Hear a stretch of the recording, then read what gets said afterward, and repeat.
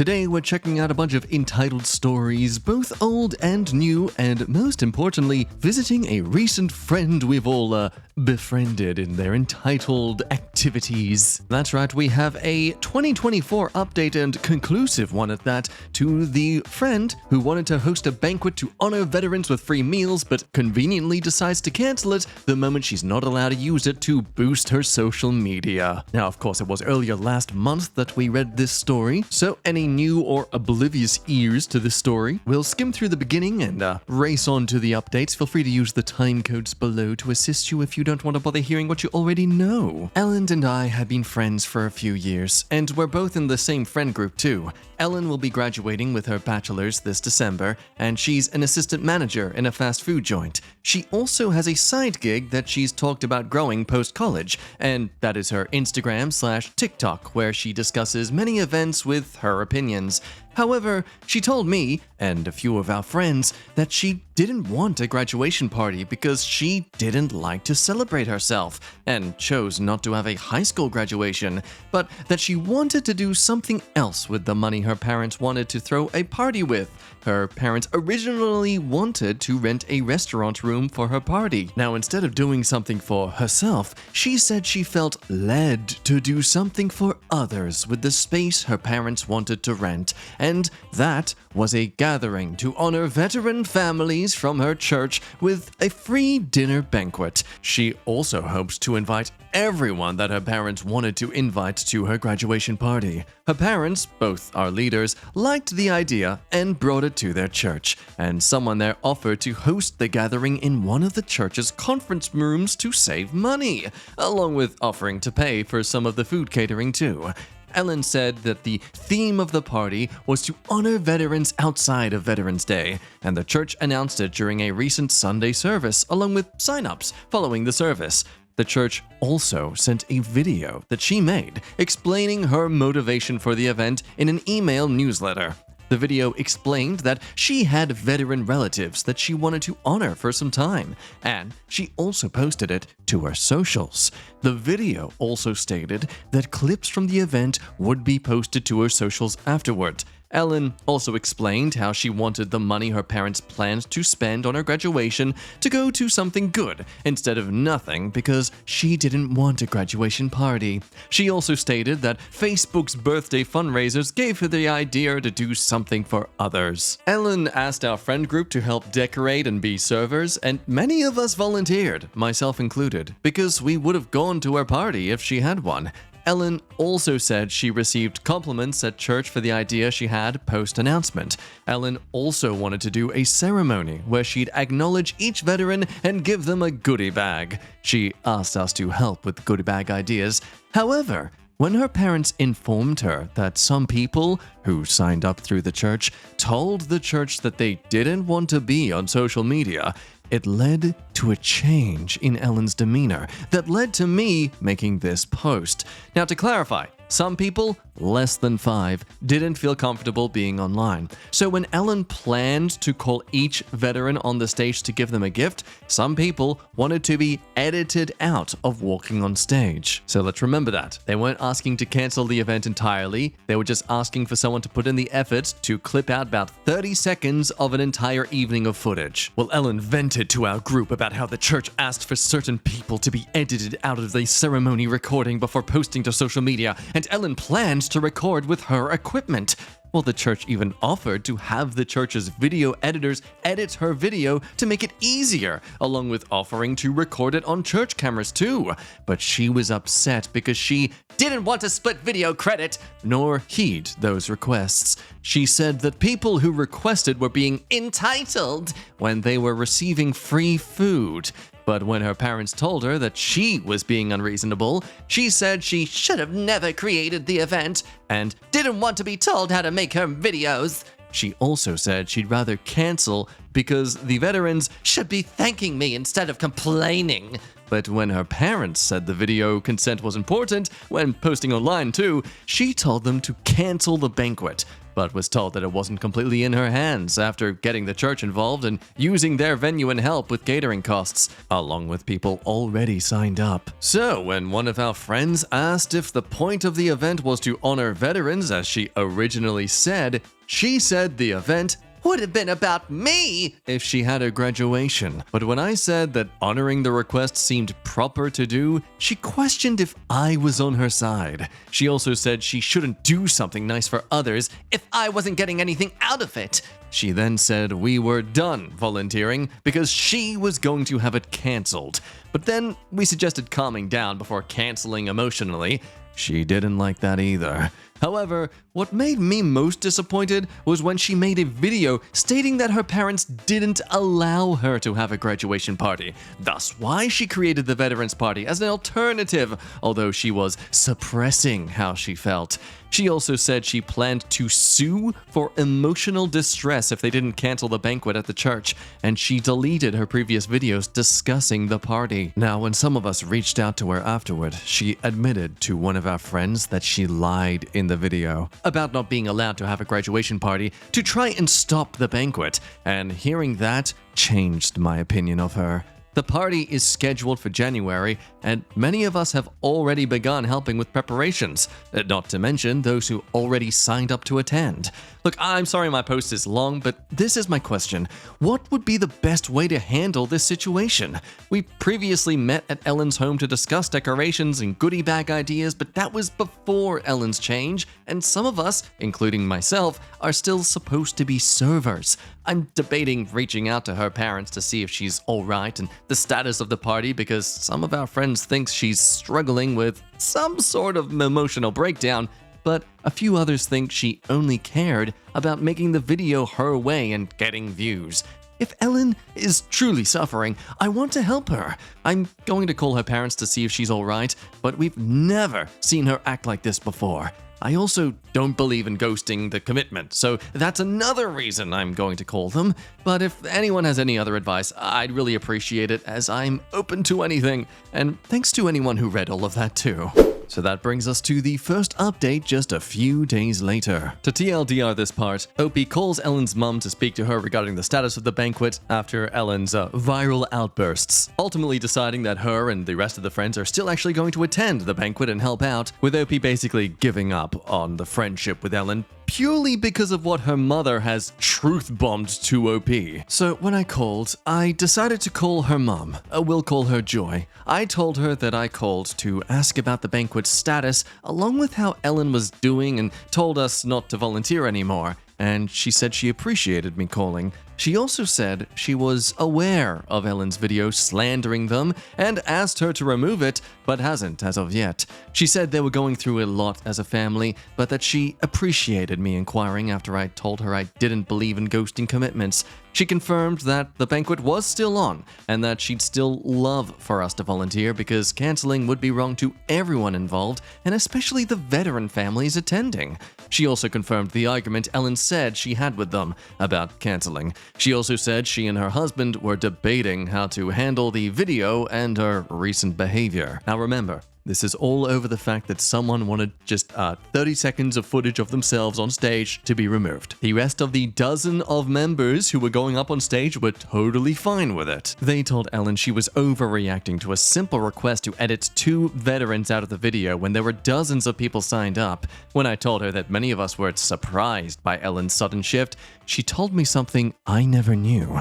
When Ellen decided not to have a high school graduation when they offered to throw her one, she began complaining after hearing how some friends received a lot of money at their graduations. So when they asked if she still wanted a graduation party, albeit much later into the summer than they would have initially, she blamed them for not throwing one for her, instead of asking because she hated planning parties for myself. So when she declined, they offered to take her to dinner with a few friends if she wanted something smaller, but she said no and that it was too late. So when it came to her college graduation, they were certain she'd want one this time, but was surprised themselves when she didn't. Joy said she made a mistake by enabling Ellen when Ellen blamed her indecisiveness on them. They did give her a graduation gift though.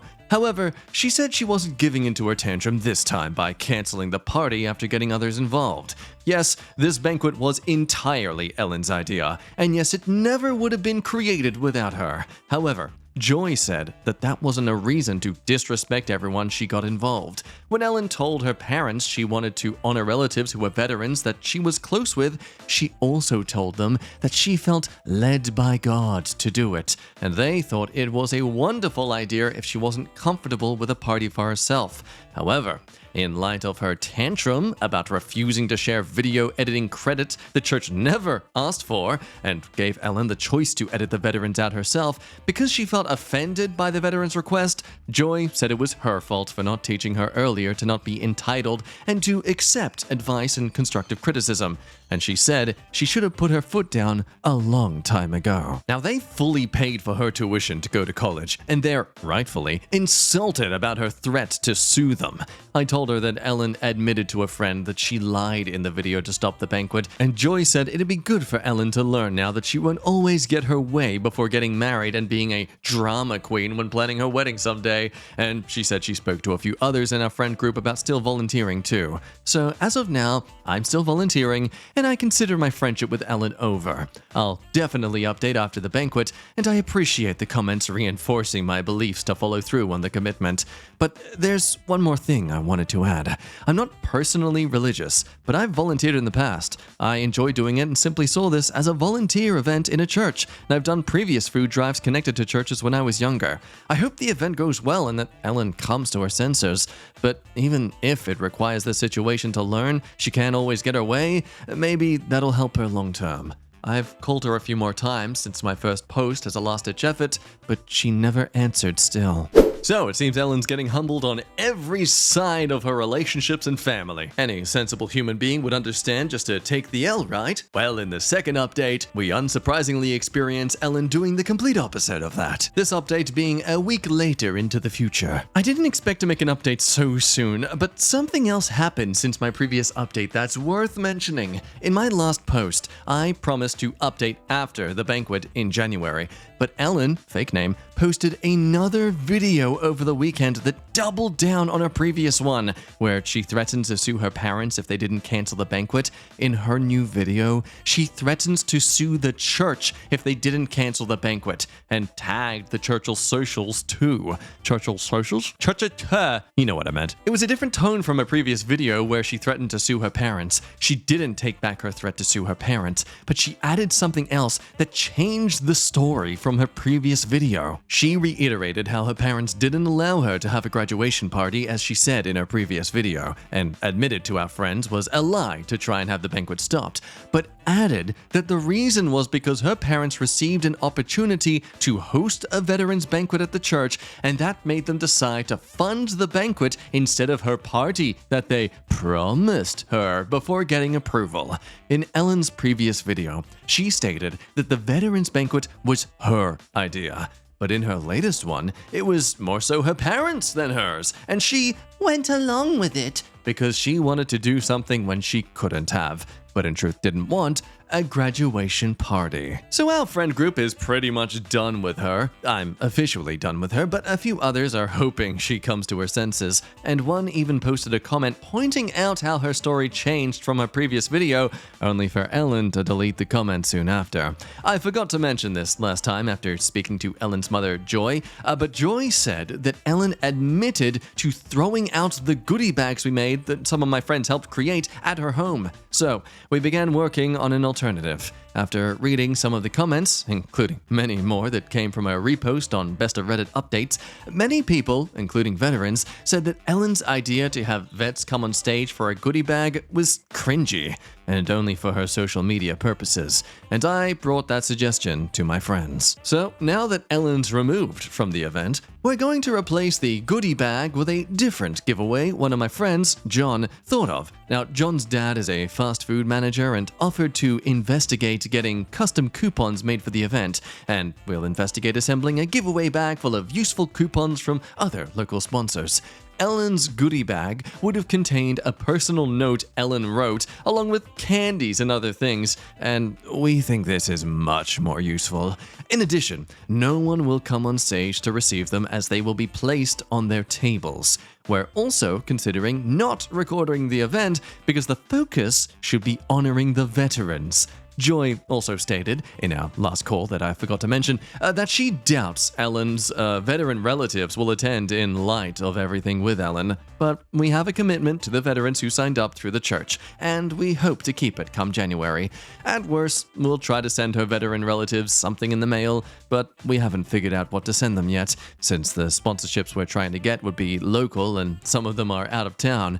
If anyone has any ideas, we'll be more than open to them. I haven't heard anything from Joy or the church in regards to the church's response to Ellen's video, but I will make an edit if I hear anything soon.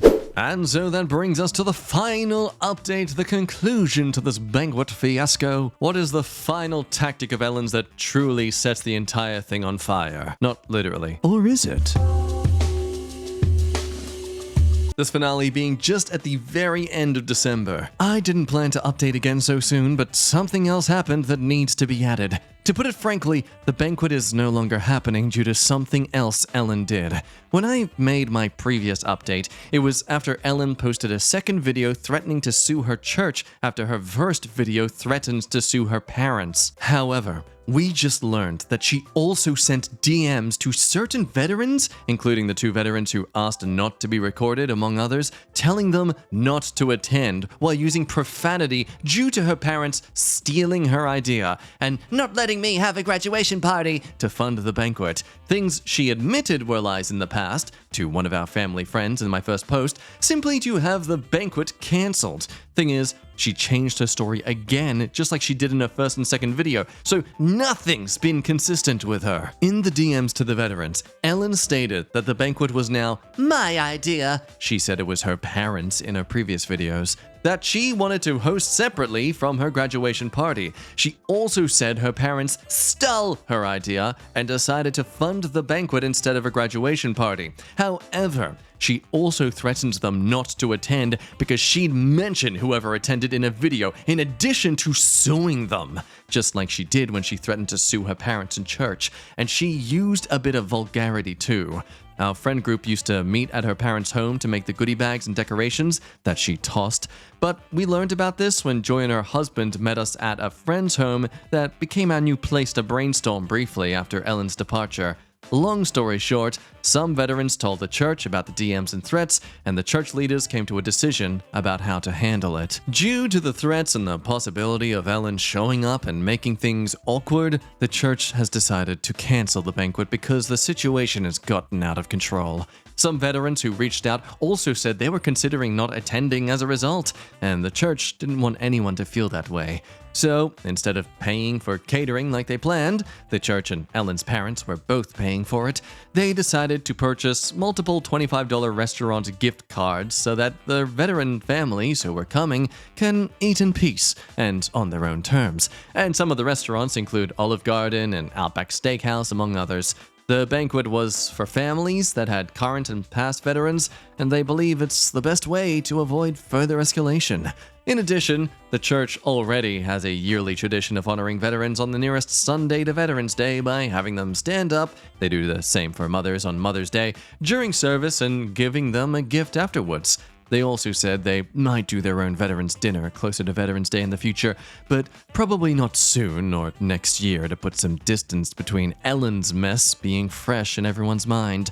The church already does a Christmas dinner for the congregation where they also sing Christmas carols, so they are capable of doing it on their own terms. Now there's further resolving discussion as to OP and their friends getting some gift cards as well, and feeling a bit disappointed but ultimately impressed in the church's ability to de-escalate the situation and handle it by still giving out something of beneficial. But notably, the church has also banned Ellen from their premises and may do more if she continues harassing their congregation. Joy said it was hard because Ellen was dedicated in that church as an infant and involved growing up too, baptized as a teen, youth group and children's choir, and she might consider going to a new church so they can attend as a family in the future, if Ellen wants, but probably not soon because her husband is still serving a term on a board. Someone asked if everything was okay with Ellen's mental health, but Joy said that there were other tantrums Ellen had in high school years that we didn't see, and we only learned of the high school graduation party drama last weekend that we weren't aware of. And ultimately, it ends there. A final paragraph just reiterating how Joy admitted to feeling like she was too soft on Ellen growing up, didn't put her foot down enough when she should have, and now Ellen's grown into this sort of person. Opie also reflecting on some people's comments about things, but also some of their friends disagreeing that the church should have actually put on the event anyway. There's a, big frick you to Ellen, but in a church slang term that isn't as offensive. But Opie ultimately agreeing with the church's decision to just do whatever they can to appease every side and avoid further drama. So yeah, ultimately, sadly, kind of disappointing that the banquet was ultimately cancelled. Would have been nice to know how great it went, especially without Ellen there to ruin it anymore. But I can also understand the church trying to do whatever they can to just appease the situation and,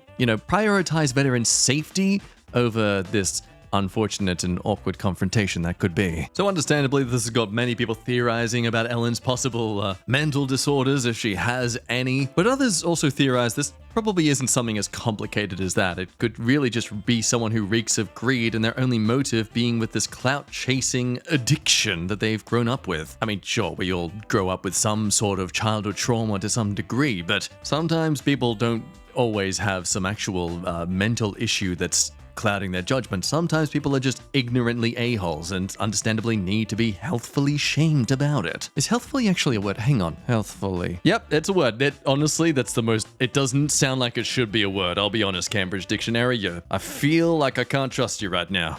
Another story that's been recently updated. The entitled sister-in-law who wants custody of OP's baby. Some background. Me, 36 female, and my sister-in-law is 40 female. I've been married to her brother for over 10 years, and there's always been some jealousy and resentment from her. She's always felt like I had the life she wanted, not necessarily with her brother, but the marriage, family, job stability, etc. I have 3 kids, 10 female, 8 male, 3 months female. Well, she got married last year and they decided to start trying for a baby. But she was unfortunately told that she can't have children naturally. She was understandably devastated, and the family comforted her as best as we could. We recently had a family dinner, and in the middle of it, she says, "OP, I think it's really unfair that you got to have 3 kids and I can't have any.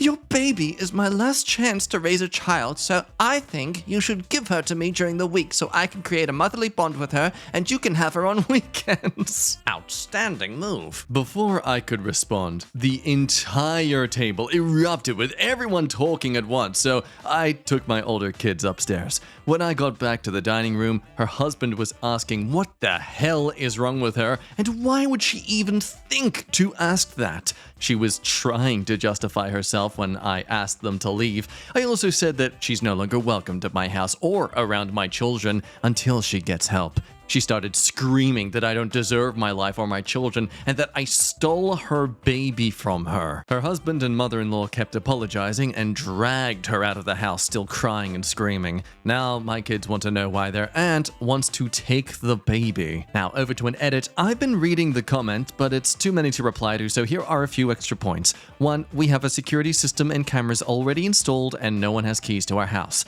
I will not be able to get a restraining order as this one incident isn't enough to justify it.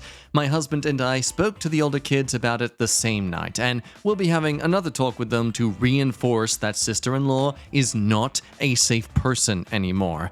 Our country does not have the right to bear arms, and I also have no interest in getting a gun. Finally, I'll be informing the school and daycare of the issue and giving them her photo. I bet the school's excited for that. Not only do they have to be daycare teachers, also have to be security guards. Good thing the average teacher salary totally compensates for that. Now, apparently many were questioning the validity of this entire story because there were some things that seemed like plot holes. Now, apparently infertility after just a year to get diagnosed like that, it's a bit early to do so. To which the OP informed she was having issues not related to trying to conceive, and the fertility issues were discovered in the course of trying to sort out those other issues. Her tubes are blocked, and although IVF may be an option, they're not in a position to do that now or in the near future. Now, was her husband aware she was going to attempt this stuff? He wasn't. He actually called the next day to apologize again. He said he knew she was having a hard time accepting the infertility and they were looking into counseling for it. What about in regards to the strange quote quote from the sister-in-law. Doesn't seem like anyone would speak like that. Opie says, well, it's not verbatim. There were pauses in between and responses, so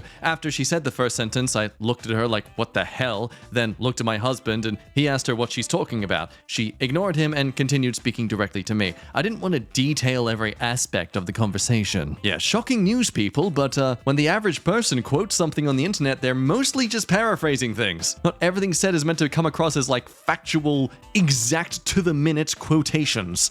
Anyway, Opie returns just 2 weeks later with some slight good news. My sister-in-law has been admitted to a psychiatric facility. In the comments of my previous post, I mentioned that her husband was seeking out counseling for them to deal with the infertility prior to this incident. After the incident, he sought out a psychiatrist rather than a counselor, and they had their first session last week. I didn't get the specifics of what happened, but basically, she made some statements that the psychiatrist felt indicated she was a danger to others, my baby and me, and she was placed under an involuntary hold. My brother-in-law has been nothing but apologetic through this entire ordeal, and he kept her away from us since the incident. Mother-in-law was staying with them to keep an eye on sister-in-law. She tried to leave the house in the middle of the night to see her baby.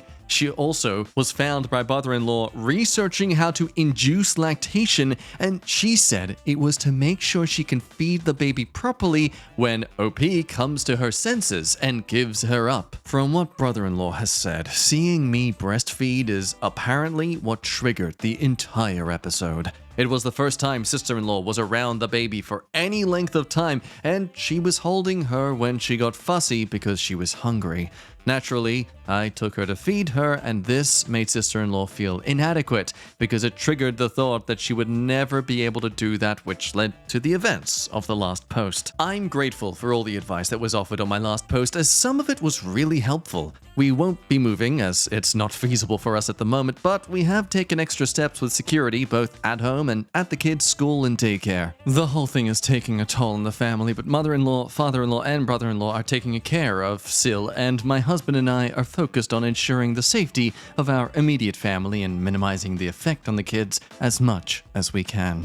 Up until now, that's basically where things ended. It wasn't until, just like the last story we read, at the very end of December where we got another final update. After many people asking how things have been, Opie has said, I have not seen sister-in-law since the incident happened, and I also blocked her on my socials. My in-laws have been amazing through this entire situation and are not sharing any information about our family with her.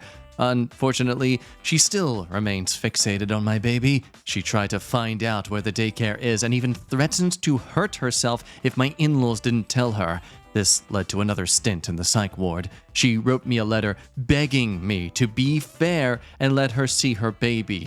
I didn't actually receive the letter though. My mother-in-law read it and just gave us the gist of its contents. Sister-in-law's husband is working with her psychiatrist to see how best she can be helped, but he has said he doesn't know how long he can deal with this, but he's giving it 6 months.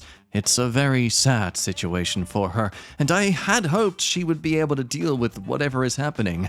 At this point, we're completely no contact with her. We explained to our older kids that their aunt isn't well, so she won't be around anymore. We still see mother-in-law and father-in-law regularly, so I'm grateful we didn't have to cut them off. We spent the holidays with my family, and it was all very nice and uneventful. We're still on alert in case she escalates, but the hospital where she's warded isn't near us, and they don't live near us either. So we've accepted this is our new reality, and we're operating accordingly. So ultimately, yeah, sad ending, but also a good ending. It's kind of rare in these cases where the crazy person side of the family is actually in support of OP and isn't immediately trying to defend or excuse the crazy behavior. I can only imagine what the husband is going through in all this. To have to consider ending things with your partner because they are genuinely out of their mind. Like, I don't know the right words to say about this that can offer the correct level of empathy I want to deliver here, but also acknowledge that this woman is absolutely, no, she's gone way too far with this. This is one of those cases where, okay, she hasn't done anything yet, but she clearly would if she could. But with that said, we'll have to end things here for now. Got some other entitled update stories to give you, but we'll save them for the next video. So until then, you be good, love your face, and I'll see you then. Bye-bye!